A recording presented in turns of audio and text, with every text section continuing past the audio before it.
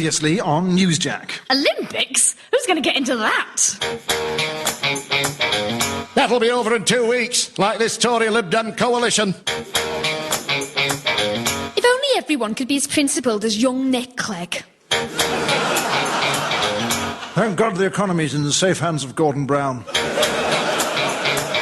Well, that's about as likely as a woman Prime Minister.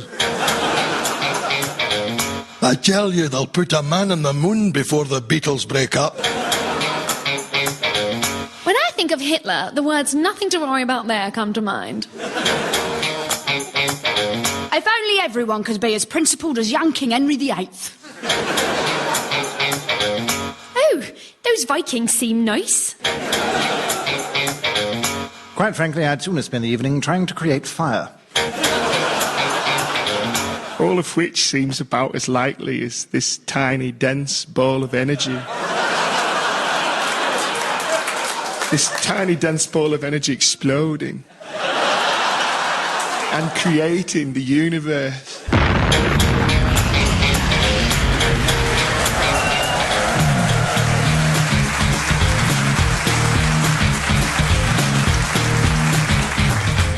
Thank you, and welcome to Newsjack, the show that is to comedy what Ken Clarke is to the Cabinet. The powers that be keep trying to get rid of it, but every year it turns up again in its silly shoes, stinking of fags. As of next year, GCSE English, Maths and Sciences will be known as English Baccalaureate. And if you know what baccalaureate means, that already counts as a C. Worth noting that Wookiee studies will now be known as a 2 baccalaureate.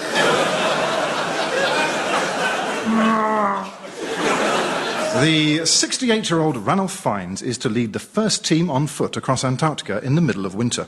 In future news, Sir Ranulph Fiennes is dead. Archaeologists who discovered the remains of Richard III buried in a car park in Leicester have gone one better than Shakespeare. They've actually found his horse as well. It was on level 2, just between a Ford Mondeo and a Vauxhall Zafira. Just where he left it. A Harvard professor has uncovered a scripture containing a reference to Jesus being married. In the scripture, Jesus makes reference to "my wife," before going on to tell his disciples a series of poorly judged mother-in-law jokes. A British gardener has grown a record-breaking 18-pound onion. He was last seen being chased by a man holding the world's largest stock cube and another man holding the world's largest vinegar bottle. We're not sure what's going to happen, but he'll either end up deep in the soup or in a hell of a pickle. And finally, this week we learnt that the BBC has a new Director General, George Entwistle. As loyal employees of the BBC, we at Newsjack wish to express our congratulations to the new boss, and may we say how very lovely and how very stylish he looks. And he can come to the Newsjack offices anytime he wants for a nice cup of tea. We'll get some cake in. We'll get some really nice cake. Anytime you can feel free. You can have sex with me. Sex with any of us. All of us. And with the cake. We'll do anything. We'll do anything. Please don't sack me like you did Miles Jupp. On with the show!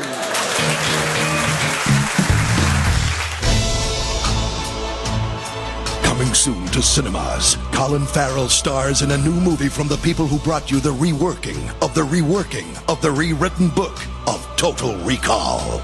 Well, those exams are harder than I thought they'd be. In a world where nothing is as it seems and reality itself can be altered. Bloody hell, I got a D in geography. I'll never be a weatherman now. Come with me. In this world you can be whatever you want to be.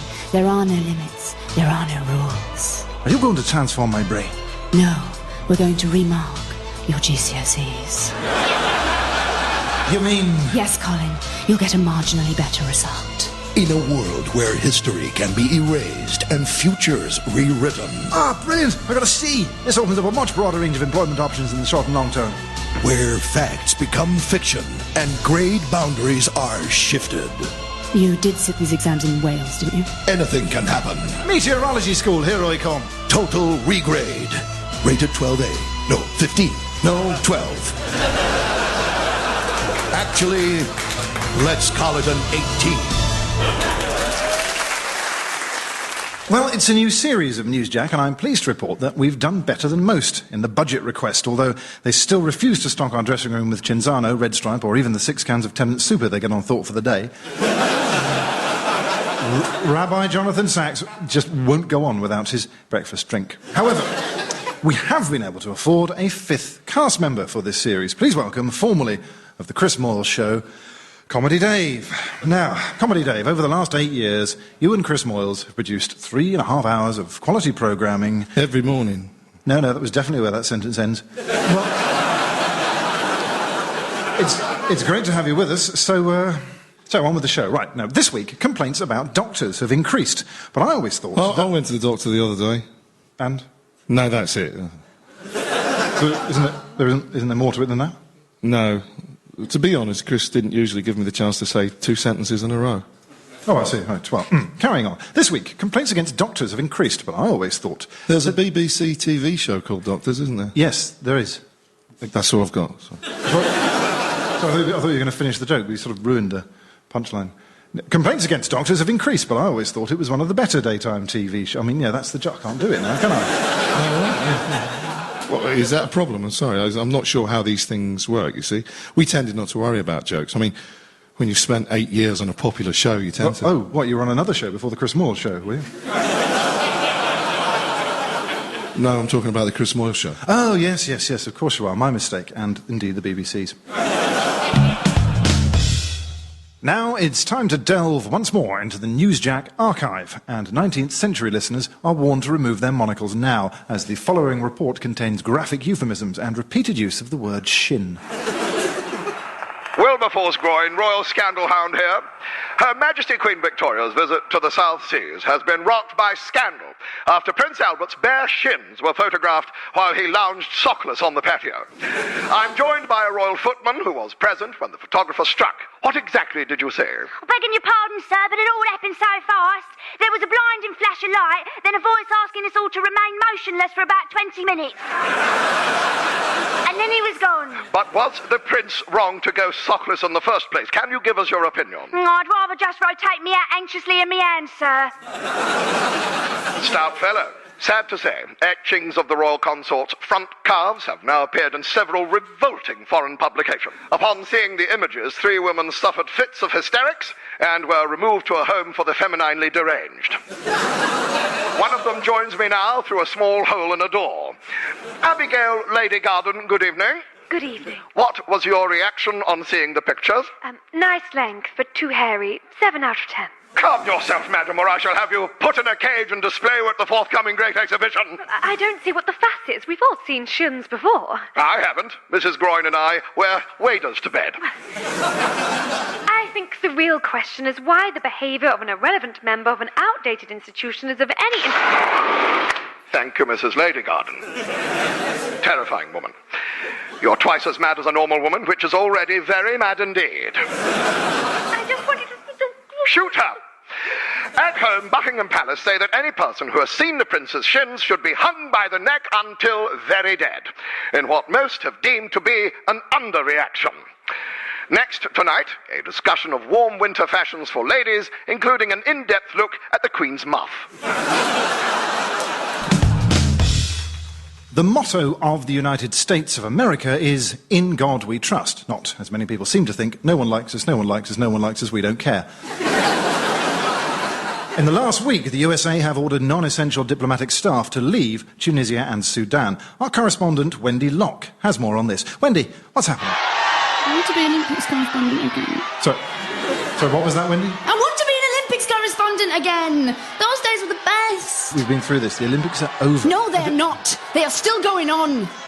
In my heart. No, it's over, Wendy. Oh, that meant everything to me, Justin. It wasn't just a job. I was up at 3 a.m. rewatching a Korean woman bench press the equivalent of a Nissan Micra. And then all the words to 17 different national anthems, and all of them made me cry. I sent a baby hamper to Mo Farah's wife. I've renamed my children Jessica and Victoria, and they're both boys. But life goes on, Wendy. Oh, but it doesn't, though, does it? It's so boring now. There's nothing to look forward to.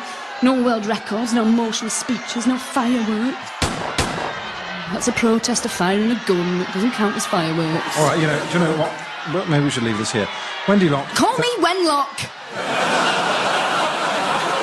Wenlock. Thank you. In California this week, Apple launched its successor to the iPhone 4, the imaginatively named iPhone 5. Features include faster software, a bigger screen, and an app to show users where to start queuing for the iPhone 6.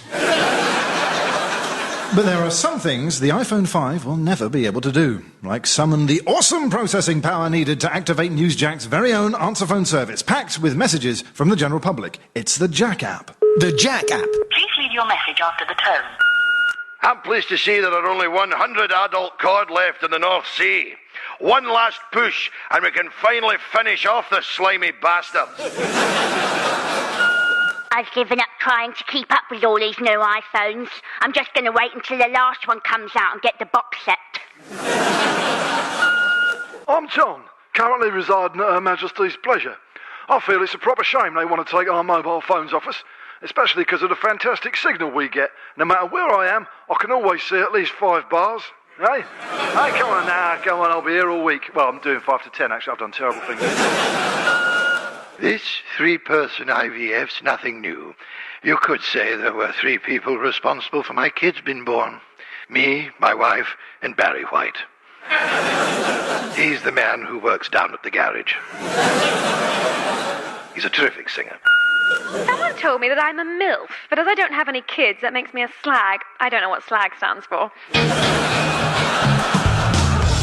How do you like your eggs in the morning? I like mine with a kiss and a little bit of salt. But for many children across the country, the answer is served in a school hall and paid for by the government. However, soon school breakfast clubs will be a thing of the past. I'm Grace Pensmell, Newsjack's education correspondent, and I'm joined here for a distinctly eggy breakfast with Alex Groves from the Department of Education. Hi, Grace. So, Alex, tell me, why are you pulling support from breakfast clubs? Well, we've seen footage of what goes on at these breakfast clubs, and it seems that all that happens is the kids smoke pot and then go crazy. Smoke pot? Yeah, then go crazy. Yeah.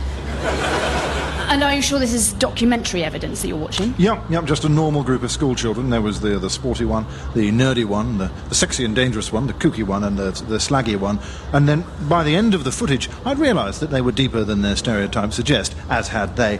Also, and this is rather interesting, the guy from the Mighty Ducks was there. Why? Well, our research suggests that he's attracted by the free breakfast. There was also a boy called Bender. That is something the Tories simply won't stand for.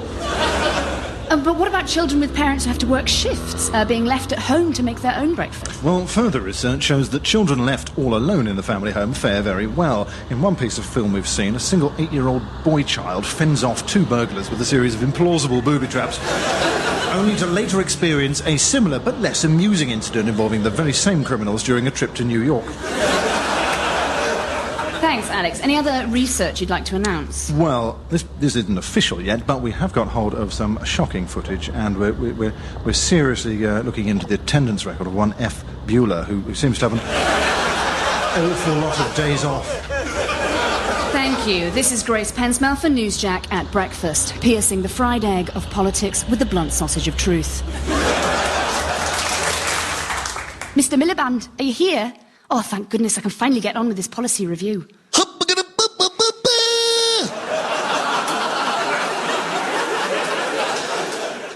Zoe, I'm down here. Oh, Ed, why are you hiding in a pile of our last manifesto? Are you making a nest? No, I think the Tories are out to get me. Well, yes, sir, you are the leader of the opposition. No, I mean really out to get me. Let me put it this way, Zoe. Have you ever mistaken me for a badger? A badger? No, of course not. Oh, thank heavens. Well, maybe once or twice. I knew it! This mass badger cull is a cover so they can have me taken out. No, I think you're safe. I'm not. All it takes is for one crazy-eyed gun-wielding loon to mistake me for a badger, and that's it! My hopes of being Prime Minister dashed! Yeah, don't worry, Ed. That's never going to happen.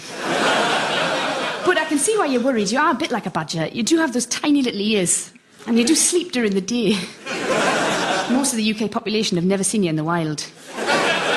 Exactly, and I eat earthworms and live underground, which is perfectly normal and not at all weird. I'm doomed! Stop worrying, this badger thing is just the Tories desperate for something to hunt. So you don't think they're targeting me? No, they're probably after Alasdair Darling.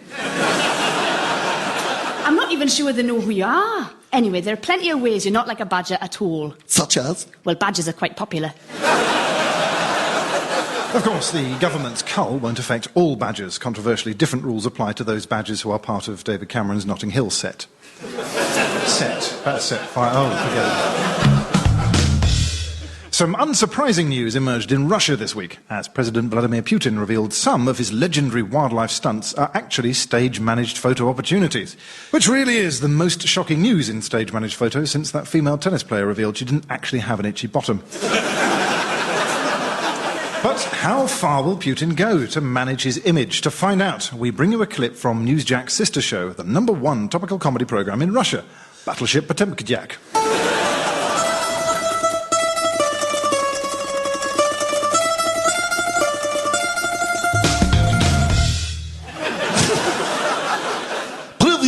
Hello, and you are welcome to Battleship Potemkin.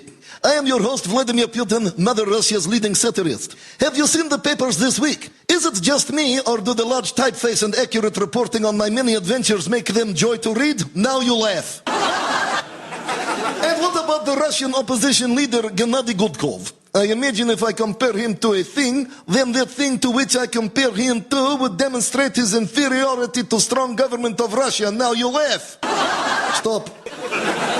Now follow an amusing sketch featuring two normal Russian women and written by the people. Hello, I work in cheese shop. Hello, I customer in cheese shop. What cheese you like? What cheese you have? We have cheese named after Vladimir Putin and cheese named after opposition leader. Describe cheeses, please. Putin cheese. Strong, handsome, fight bear in the woods. And opposition leader cheese? Opposition leader cheese is ugly, smelly, want to kill your family. Oh, Putin cheese, please. Yeah! It's funny because it's true. During sketch, a wolf enters studio, but I karate chop it and now it's dead. Now almost end of show and time to make correction. Earlier in show, Mr. Putin say he karate chop wolf. He no karate chop wolf. He karate chop 10 wolves. And he also strangle python and kick tiger in head. That end of brilliant show. And now on Russian State Radio Comedy repeating channel, it is classic Russian sitcom, Combat of My Fathers.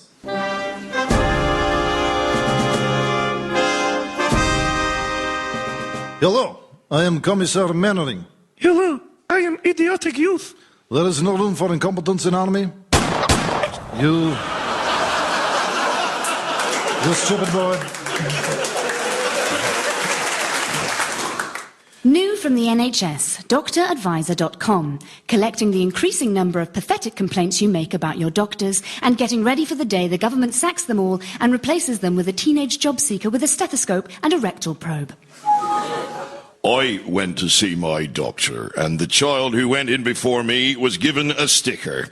When I went in, the doctor told me I had 6 months to live. Honestly, it's one rule for the under fives and one rule for the rest of us.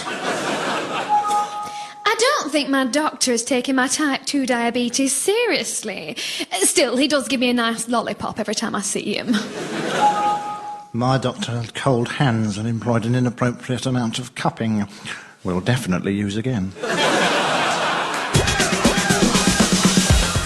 Do you want to see members of the opposite sex naked but lack the charm and wit to convince them to take off their clothes? Do you have a relaxed contempt for women and think they're basically a walking pair of breasts with some interesting holes attached? Yes, all those things are true of me. Then this is the publication for you. From the makers of Celebrity Weight Fluctuation magazine comes Sexually Humiliating and Unsuspecting Women Weekly. We'll bring you a different set of grainy images of a woman in a state of undress without her consent every week. All our unwilling models are guaranteed to be rich and or famous, giving you the peace of mind that all of this is fine, nothing to feel guilty about, and probably in the public interest or something. I'm not interested in what Jessica Ennis has achieved or thinks about stuff, but I would like to see pictures of her in the shower. Of course you would.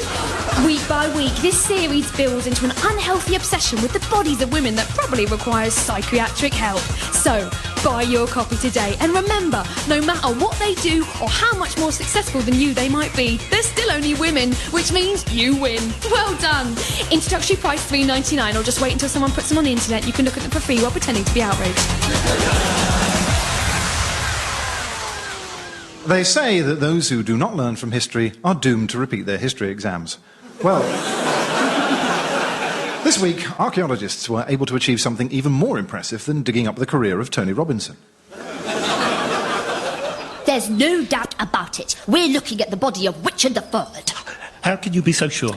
We've run countless tests, extracted the bone marrow, cross-referenced the DNA, examined the wear and tear on the joints. And then we found the clinching proof. I can confirm this skeleton is that of Richard III because it looks evil. Brilliant. But hang on, don't all skeletons look evil? I mean, they are skeletons. There's nothing more evil-looking than a skeleton. You don't understand. This isn't like a normal skeleton. Somehow it looks even more evil. Do you know sometimes somebody's character can make their appearance even uglier? It's what we call morality-induced body dysmorphia, or Abu Hamza syndrome.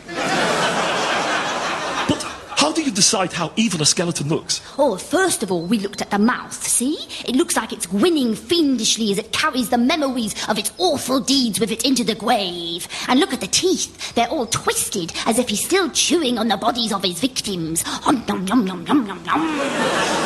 Did Richard III chew his victims to death? Oh, I don't know. I'm an archaeologist, Dave, not the poet and critic Tom Paulin.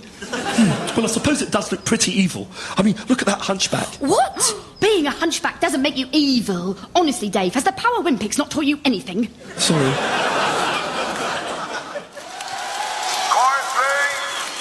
And as the crowd goes quiet, Jenny Figgis enters the arena for undoubtedly the most important moment of her life. She's already won 2 gold medals at this year's Paralympics, but this is the big one. She composes herself, and a deep breath. She opens the envelope, she removes the letter inside and begins to read.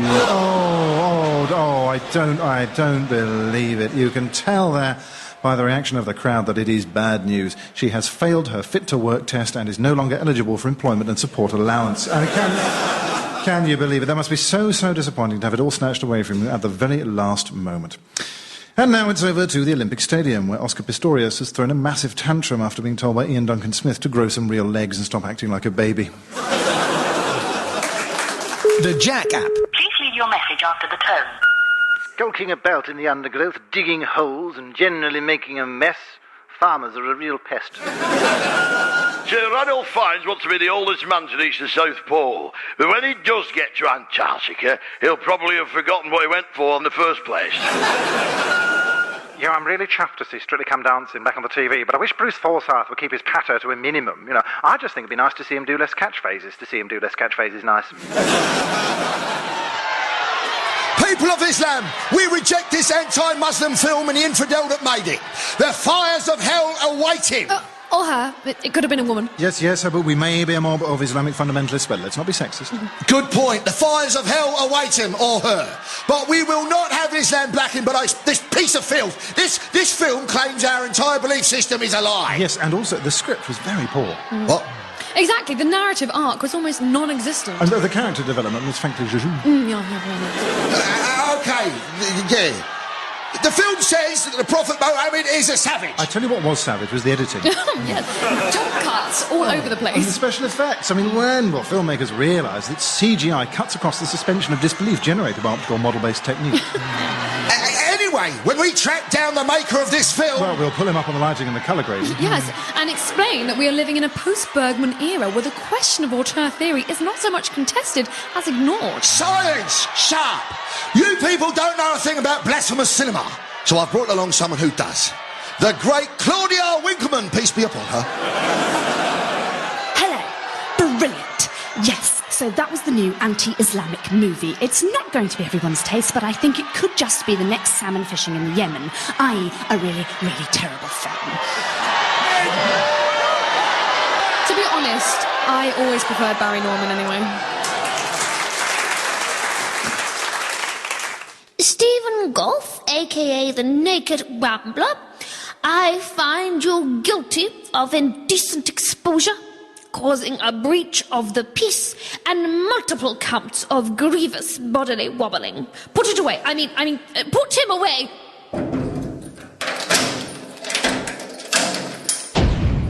Hello. You must be the Naked Rambler. Yes, I am. I ramble here, I ramble there, I ramble naked everywhere. Well, make yourself at home. I'm Derek, the Naked Tax Avoider. Over there, we've got Brian, the Naked Credit Card Fraudster. And this is Pauline, the Naked Smuggler. You'll never find out where I hid the stuff. Then we've got Bob, the Naked Forger. Gavin, the Naked Pickpocket. And Eric, the Naked Expenses Fiddling MP. And let's not forget in the corner, Kate, the Naked Princess. I haven't done anything wrong. Well, thank you for the warm welcome. No problem. Do you want to hang up your coat? On what? Oh, I see. Newsjack Films is proud to present the heartwarming story of a generic northern boy who didn't quite fit in. That's it, Billy. Don't worry about getting beaten up every day at school. You be who you want to be. And his repressed father, who was probably a minor sometime in the 1980s. You brought shame on this family, Billy. Why can't you be more like me and your father and his father before him and his father before him and his father before him and his father... No, he would have wrong him, but his father before him. Because in the summer of 2012, when everyone else wanted to be an Olympian, Billy dared to be different. What's all this racket coming from your room, our Billy? Why are you throwing yourself on the floor and clutching at your face? No, it can't be. Because Billy wanted to be a footballer. Oh, I knew something was up when I saw you sending racist tweets, but I never imagined this. Close the door, Dad! Close the door! See how his father deals with Billy's choices. Look, son, folk round here play proper sports now, like tennis, or cycling, or equestrian dressage, but not football. But one teacher never stopped believing in Billy and his dream. You ignore them, Billy. No one will remember who Bradley Wiggins is once the Champions League group stages gets underway. And I've got you a trial for Manchester United. Manchester United? How did you manage that, miss? Well, they usually rely